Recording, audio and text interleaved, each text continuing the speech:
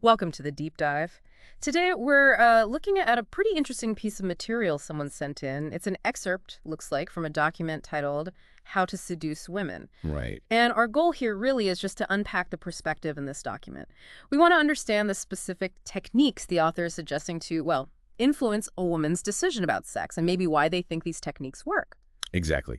It's an exploration of a particular viewpoint, really. We're just diving into the author's logic, the strategies they lay out. It's a short piece, but it outlines what the author believes boosts the chances for a man getting a woman into bed. Okay, so let's get right into it. The author kicks off with this, what they see as a core idea Mhm. that women, like men, desire sex, but, and this seems key, they want it on their own terms. Hmm. And importantly, they want to be seduced. That's the author's central argument, yeah. That's the foundation, basically. The desire is there, the author thinks, but it needs, well, activating Mm. through seduction. Yeah. And that phrase, their own terms, is interesting. It suggests women need to feel some sense of control even while being, seduced. So how does the author say men should do this activating? It seems really heavily focused on the male mind. Yes, very much so.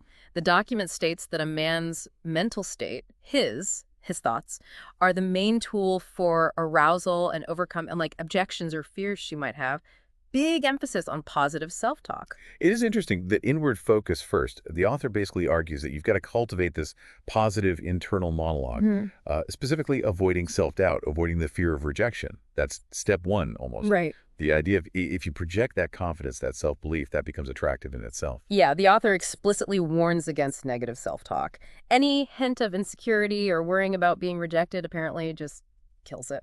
It's all about projecting this kind of natural, worry-free vibe. There's even a quote in there from a woman apparently saying, the less worried a guy seems, the hotter he is. And that quote does sort of highlight the perceived appeal of self-assurance, doesn't it? It does. But, you could ask what's really behind that attraction. Is it just not seeing anxiety? Or does it signal something else, other qualities maybe? Good question. So, okay, then the article moves towards actively influencing her mind. Right.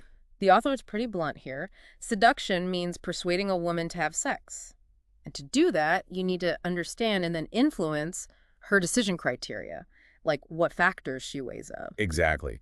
The author sees this decision process as being driven by criteria, yes, influenced by emotions, but also, and this is critical, by underlying fears. Fears, okay. So the perspective is, if you can identify and sort of soothe these core anxieties, you can effectively guide her towards wanting intimacy. And these fears are positioned as like central to everything. Very central, according to this text.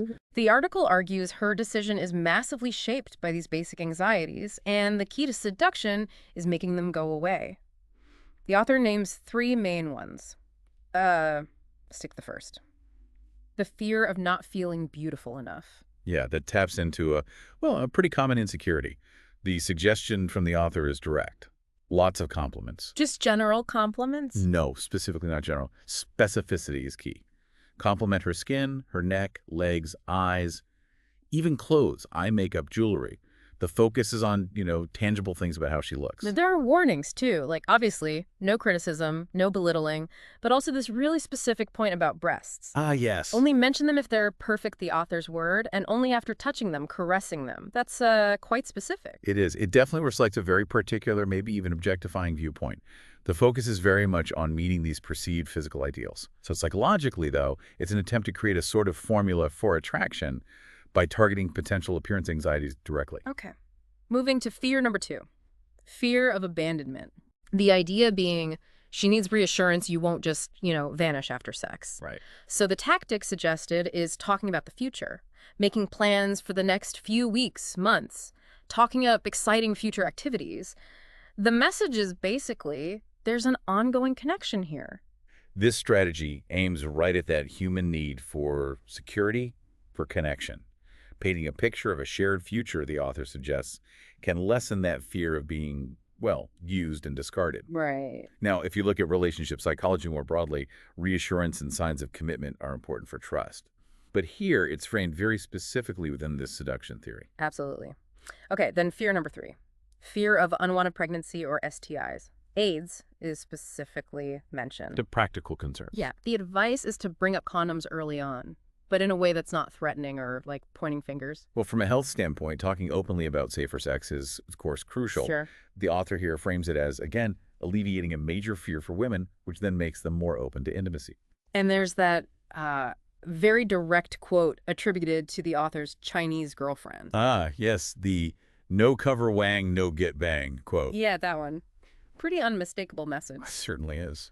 The suggested phrasing is also interesting, using third-party references, like saying, I think it's really important that people use condoms, instead of directly saying, you should or we should. Using that kind of third-party framing can sometimes make a sensitive topic feel a bit less direct, maybe reduce defensiveness. Yeah, creates a bit of distance. Allows the topic on the table without it feeling like a personal question right away. Okay, so beyond tackling these specific fears, the author gives a quick mention to other techniques, embedded suggestions and sexual body language. Right, briefly mentioned. Described as powerful, unconscious ways to make a woman think and feel like having sex. This gets into the more subtle stuff. Embedded suggestions, that's often about using language to subtly plant ideas, maybe bypassing conscious thought. And sexual body language. Nonverbal cues, basically. Posture, gestures, eye contact, things meant to communicate attraction and build intimacy. These are pretty complex areas, communication-wise. But the article doesn't really go deep on those. No, not in this excerpt. It mainly flags them as important and then points the reader, or, well, us, to the last chapter of the author's book for the full, detailed explanation of the whole seduction process. Ah, okay. So this is really just a glimpse and overview of the author's big picture theory. Exactly. It's a snapshot of their framework. Right. It highlights this central belief in, first, understanding what they perceive as a woman's fears and desires, and second, acting to address them as the path to sex. Okay, so let's just recap the main takeaways from this document. It's fundamentally about understanding, or trying to understand, what the author thinks is the female perspective, especially these underlying anxieties, Right. and then strategically working to soothe those anxieties. Compliments for the fear of not being beautiful enough. Future talk for the fear of abandonment. And bringing up condoms early, carefully, for the fear of pregnancy and STIs. And underpinning all that, the author stresses the man's own mental game. Keeping that positive, confident internal state is positioned as the foundation for any external strategy. Yeah. Reducing anxiety is own, and hers is presented as the key, according to this viewpoint. You know, digging into this specific perspective, it does raise some wider thoughts. Like, think about the implications of focusing so hard on someone else's potential fears and desires as a tactic. Not just in dating, but any interaction, really. What does that kind of approach tell us about how complex our relationships are and maybe the hidden things driving the decisions we make? Definitely gives you something to chew on after we wrap up.